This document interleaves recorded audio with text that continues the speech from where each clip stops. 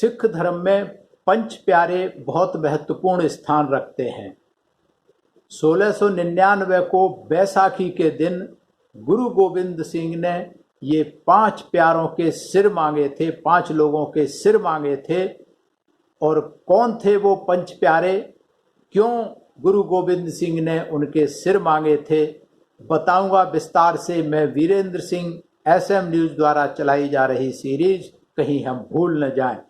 कहीं हम भूल न जाएं उन महापुरुषों को, उन वीर पुरुषों को, उन स्वतंत्रता सेनानियों को, उन संतों गुरुओं महापुरुषों को जिन्होंने समाज के लिए, देश के लिए और मानवता के लिए संघर्ष किया, अपने आप को समर्पित किया। आज हम बात करेंगे पंच प्यारों की। पंच प्यारे कौन थे और क्यों बनाए थे गुरु गोविंद सिंह ने, ये बहुत महत्वपूर्ण है। क्योंकि गुरु गोविंद सिंह, जिसे गुरु की नगरी के नाम से मशहूर है आनंदपुर साहिब, वहाँ ये पंच प्यारा पार्क है।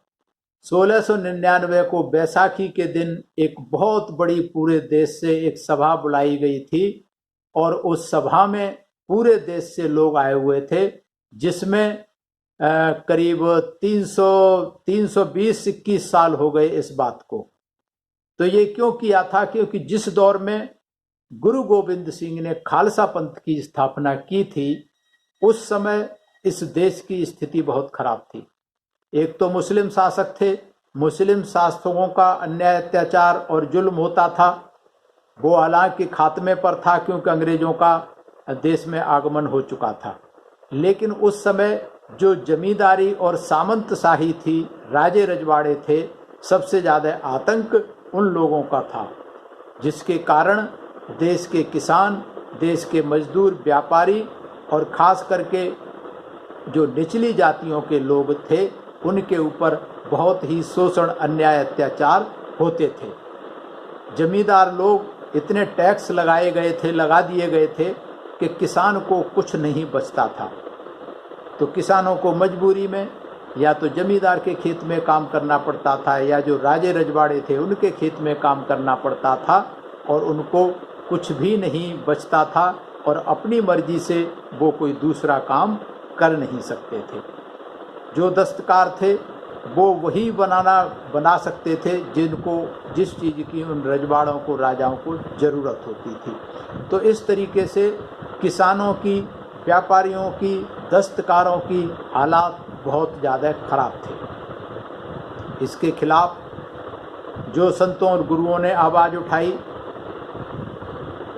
उपदेशों के माध्यम से, कविताओं के माध्यम से गुरु गोविंद सिंह ने आवाज़ उठाई, और बहुत सारे संत पुरुष हुए, उन्होंने आवाज़ उठाई। लेकिन इस आवाज़ को उठाते उठाते गुरु गोविंद सिंह ने आकर के, जो भक्ति काल चला आ रहा था, तो उसे गुरु गोविंद सिंह ने भक्ति काल आते आते उसको राजनीतिक और सैनिक ताकत के रूप में भी उसको मजबूत किया। क्योंकि गुरु गोविंद सिंह गुरु भी थे, भक्ति काल के एक गुरु भी थे, और साथ में एक वीर योद्धा भी थे, और राजा भी थे, इन्होंने राज भी किया। तो गुरु गोविंद सिंह का काल इसलिए जो सिख धर्म में है वो सबसे ज़्यादा महत्वपूर्ण है। और वो बैसाखी के दिन 1699 में खालसा पंथ की स्थापना की थी। तो जब इस व्यापारी वर्ग और ये शब्द जब तंग हो चुके, तो गुरु गोविंद सिंह ने बड़े पैमाने पर इनका समर्थन था, व्यापारियों का, किसानों का, मजदूरों का, जितने भी दस्तकार थे, इनका समर्थन मिला। इस कारण गुरु गोविंद सिंह ने जो सबसे महत्वपूर्ण काम किया था, वो जाति तोड़ने का आह्वान किया था। जो पंच प्यारे हैं वो जातिवाद पर बहुत बड़ा कड़ा प्रहार था, और पंच प्यारे जनवाद का प्रतीक थे। तो पंच प्यारे अपना राज कायम करने की, गुरु गोविंद सिंह ने ये जमींदारी प्रथा और राजाओं की प्रथा के खिलाफ लड़ाई लड़ने के लिए आह्वान किया था, अपना राज कायम करने की बात कही थी, जिसमें जमीन जमींदारों की बजाय उसके मालिकाना हक किसानों को बनाया जाएगा, दस्तकारों का विकास और व्यापार को बढ़ावा देना, इस तरीके के संकल्प गुरु गोविंद सिंह ने किए थे लोगों के बीच में। हालांकि अंग्रेज आ चुके थे जब तक 1699 तक, और मुस्लिम कमज़ोर पड़ने लगे थे, तो गुरु नानक जी द्वारा जो सिख धर्म स्थापित किया था वो काफ़ी मजबूत हो चुका था। और आपको पता है जो सिख धर्म के गुरु थे उन्होंने मुग़लों की सत्ता को बहुत टक्कर दी थी, उनसे संघर्ष किए थे, लड़ाई लड़ी थी। तो इस तरीके से जो सिख गुरु थे उन्होंने संगत और पंगत की प्रथा शुरू की थी। ये संगत और पंगत क्या होती थी? संगत मतलब होती थी कि सभी जात बिरादरी के लोग एक जगह बैठ करके उनके कीर्तन और गुरु की बात को सुनेंगे, जो भी सभा होगी उसको सुनेंगे। और पंगत, पंगत का मतलब सभी जात बिरादरी के लोग एक लाइन में एक जगह बैठ करके खाएंगे। तो संगत और पंगत ये जातिवाद पर बहुत ही कड़ा प्रहार था उस समय, जो कि सिख धर्म ने किया था। इसको आगे बढ़ाते हुए गुरु गोविंद सिंह ने 1699 को आनंदपुर साहिब में एक सरबत खालसा का आह्वान किया। सरबत खालसा मतलब सारे देश के दुनिया के सरदारों को एक जगह इकट्ठा करके उसको सरबत खालसा बोला जाता है। वो बहुत महत्वपूर्ण होता है और सिख धर्म में सबसे बड़े और मजबूत फैसले जो होते हैं सरबत खासला के आयोजन करके ही लिए जाते हैं। तो आनंदपुर साहिब में गुरु गोविंद सिंह के विचारों को सुनने के लिए पूरे देश से सिख समाज के और जनता उमड़ के आई थी। उन्होंने एक छोटी सी पहाड़ी पर अपना एक तख्त बनाया गया था, पंडाल बनाया गया था, तख्त के पीछे एक छोटा सा पंडाल बनाया गया था। जब गुरु गोविंद सिंह मंच पर आए, उस तख्त पर आए, तो हाथ में नंगी तलवार लिए हुए, और उन्होंने शेर की तरह गरजते हुए कहा कि हमें आज देश को और दीन को, दीन मतलब धर्म, देश को और दीन को एक बलि चाहिए, बलि की जरूरत है, कुर्बानी की जरूरत है। ये बात सुनकर एकदम सन्नाटा छा गया। उन्होंने कहा मुझे एक सिर चाहिए, मुझे एक सिर चाहिए। अब कौन है जो सिर शीश देने के लिए तैयार है? जब ये बात सुनी तो सारी भीड़ में सन्नाटा छा गया। सारी भीड़ दंग रह गई, हैरान रह गई कि गुरुजी तो बलि चाहते हैं। लेकिन फिर भी थोड़ी देर के सन्नाटे के बाद भीड़ में से सबसे पहले लाहौर के 30 वर्षीय दयाराम उठे। उन्होंने कहा गुरुजी मैं तैयार हूं, मेरा शीश हाजिर है। गुरुजी उसको पंडाल में ले गए। पंडाल में ले जाकर के खचाक से तलवार की आवाज आई, खून की धारा पंडाल के नीचे से बहती हुई बाहर आई। लोगों ने देखा, अरे ये तो सचमुच कत्ल कर दिया। उसके बाद गुरु गोविंद सिंह ताजी खून से टपकती हुई तलवार लेकर के फिर मंच पे आए। उन्होंने फिर कहा कि मुझे एक शीश और चाहिए, मुझे एक शीश और चाहिए। ये तलवार अभी इसकी प्यास बुझी नहीं है खून की। फिर सन्नाटा छा गया,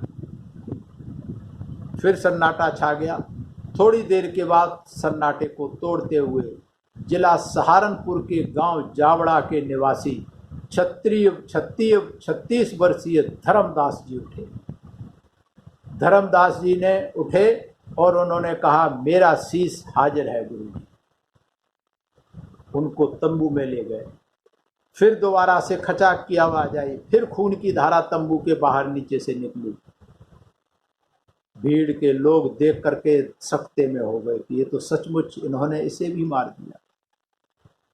फिर गुरुजी आते हैं खून से लटपकती हुई तलवार लेकर के, और फिर कहते हैं कि एक शीश और चाहिए, एक शीश और चाहिए, अभी और कुर्बानी की दरकार है।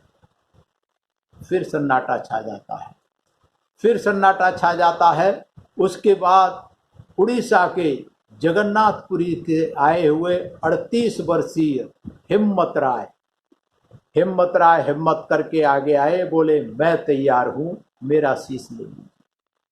उनको भी इसी तरीके से पंडाल में ले गए और फिर आकर के उन्होंने कहा हमें एक सिर और चाहिए, एक सिर और चाहिए। फिर ज़्यादा देर नहीं लगी, फिर थोड़ी देर के बाद द्वारका से आए हुए 36 वर्षीय मोहकम चंद वो आगे आए, गुरुजी मेरा शीश हाजिर है। गुरुजी उनको भी ले गए पंडाल में। फिर खचाक से आवाज़ आती है, फिर खून बाहर निकलता है और फिर गुरुजी नंगी तलवार खून से टपकती हुई फिर बाहर आते हैं। फिर कहते हैं एक सिर और चाहिए।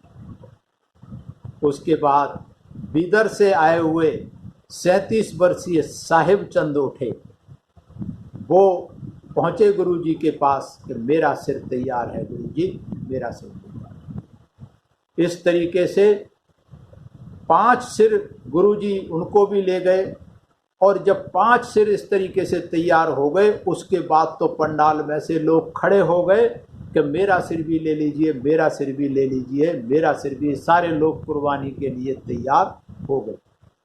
गुरुजी ने कहा अब नहीं चाहिए, मुझे सिर्फ 5 सिर चाहिए थे, 5 लोगों की कुर्बानी चाहिए थी, वो पूरे हो गए हैं, अब नहीं चाहिए। उसके बाद गुरुजी थोड़ी देर के बाद पंडाल से बाहर निकलते हैं। जब बाहर निकलते हैं तो उनके साथ वो पांचों के पांचों जो सिर दे करके देने के लिए गए थे, वो पांचों के पांचों अपने सिक्खी बाणे और पगड़ी के साथ 5 प्रतीक जो होते हैं, जिसको 5 ककार बोलते हैं, कड़ा कच्छा कंगा कृपाण केस सजाए, 5 लोग पंडाल से बाहर निकले। और वो पांचों वही लोग थे जो अपना शीश देने के लिए गए थे और गुरु गोविंद सिंह ने उन्हें तख्त पर बैठा दिया और ऐलान किया आज से जो भी निर्णय सिखों द्वारा लिया जाएगा वो इन 5 प्यारों की सहमति से लिया जाएगा। 5 प्यारे किया करेंगे। और दरअसल गुरु गोविंद सिंह की जो जमा हुई जनता में से सर्वाधिक जो समर्पित थे, जो कुर्बानी का जज्बा रखते थे, ऐसे व्यक्ति चाहिए थे जो कि जनता का नेतृत्व कर सके, क्योंकि समाज का काम, जनता का काम बहादुरी से वही कर सकता है जो मरने से नहीं डरेगा। कहते हैं जो मर गया सो डर गया। तो ऐसे 5 सिख उन्होंने तैयार किए जिनको 5 प्यारे बोलते हैं। और ख़ास बात ये कि ये पांचों के पांचों अलग अलग जातियों से थे और सभी निचली जातियों से थे। कोई भी इनमें सवर्ण या तथाकथित उच्च जाति का नहीं था, सारे के सारे शूद्र थे। इसमें एक नाई था, एक कुम्हार था, एक धोबी था, एक खत्री था, एक जाट था या जाटव था। इसमें थोड़ा बहुत फर्क हो सकता है, लेकिन जो लिखा है वो इस तरीके से है। तो ये जो खास करके गुरु गोविंद सिंह ने जो महत्वपूर्ण बात है 5 प्यारों में, कि जो तमाम जातियां थी, खासकर जो छोटी समझी जाति थी, उन जातियों में उनका अपार समर्थन था। और उन छोटी समझे जाने वाली जातियों में से 5 प्यारों को सिख धर्म का सिरमौर बनाया और सारे अधिकार इन 5 प्यारों को दिए गए। तो ये जो था बहुत बड़ा उस समय जातिवाद पर प्रहार था, जो गुरु गोविंद सिंह ने 5 निचली जातियों से 5 प्यारों को लेकर के जो 5 प्यारे बनाए थे। और फिर गुरु गोविंद सिंह ने उन्हीं 5 प्यारों को अमृतपान कराया था। अमृतपान जो है सिख धर्म में बहुत महत्वपूर्ण होता है। और जो अमृत था जो बनाया था वो खुद गुरु गोविंद सिंह ने एक बहुत बड़े लोहे के कढ़ाई में, और एक खड़ग होता है जो लड़ाई में काम आता है, उस खड़ग तलवार की आकार का होता है, खड़ग बोलते हैं, उससे खड़ग से मिला करके वो बनाया था। और इसमें इसको खंडे के पाहुल कहा जाता था। और उसको एक ही लोटे में लेकर, एक ही लोटे से पहले एक एक करके 5 जो 5 प्यारे थे उनको वो अमृत छकाया गया। उसके बाद गुरु गोविंद सिंह ने खुद वो उनके हाथों से, उन पंच प्यादों के हाथ से खुद को भी अमृत चखा। इसलिए गुरु गोविंद सिंह जी के बारे में कहा जाता है कि वे गुरु भी थे और शिष्य भी थे, क्योंकि इन पांच प्यारों के, क्योंकि जो अमृत पार कराता है वो गुरु कराता है। तो पंच प्यारों ने अमृत पान गुरु गोविंद सिंह को कराया था और गुरु गोविंद सिंह ने उन पंच प्यारों को कराया था। इसलिए गुरु गोविंद सिंह गुरु भी हैं और साथ में शिष्य भी हैं। तो ये जो पंच प्यारे थे ये बहुत ही महत्वपूर्ण थे, और पंच प्यारों के लिए जो नियम बनाए गए थे और सिख धर्म के लिए जो नियम बनाए गए थे उनमें ये महत्वपूर्ण था कि जो भी महत्वपूर्ण निर्णय होगा वो पंच प्यारे करेंगे। तो इस तरीके से पंच प्यारे बहुत महत्वपूर्ण हैं सिख धर्म में। आज भी जब कोई झांकी या कुछ निकाली जाती है तो सबसे पहले, सबसे आगे वो पंच प्यारे ही विराजमान होते हैं।